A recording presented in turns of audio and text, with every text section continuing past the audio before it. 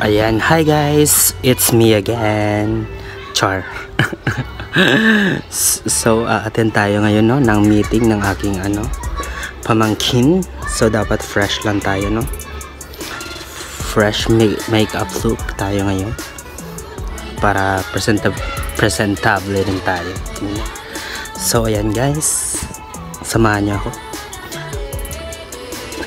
Ayan no, pupunta tayo sa labas, mainit ang panahon, kailangan natin ng sun protection. So first, naglagay muna ako ng primer ng Honest Glow Serum para hindi tayo maulas sa init. Yan, kalat lang natin. And then maglalagay din tayo ng sunblock para iwas sunog tayo sa init ng araw. So, oh my gosh, ang init talaga ngayon. So, kailangan nalagyan natin ng sun protection. So, kalat-kalat na natin. Ayan. O, diba fresh? Char. So, ayan. Konting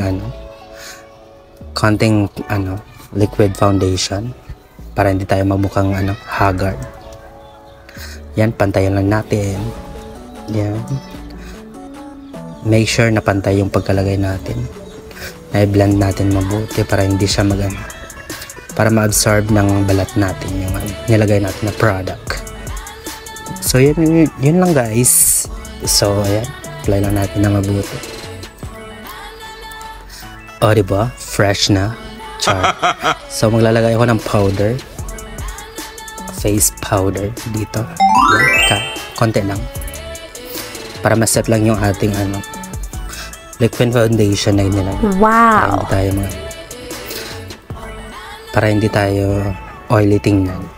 Ayan, diba? Sino ka dyan? Ayan. Tapos, lagay din tayo ng konting lip tint. Yan, para bongga. Char. Sino ka dyan? Fresh ka dyan? Charot.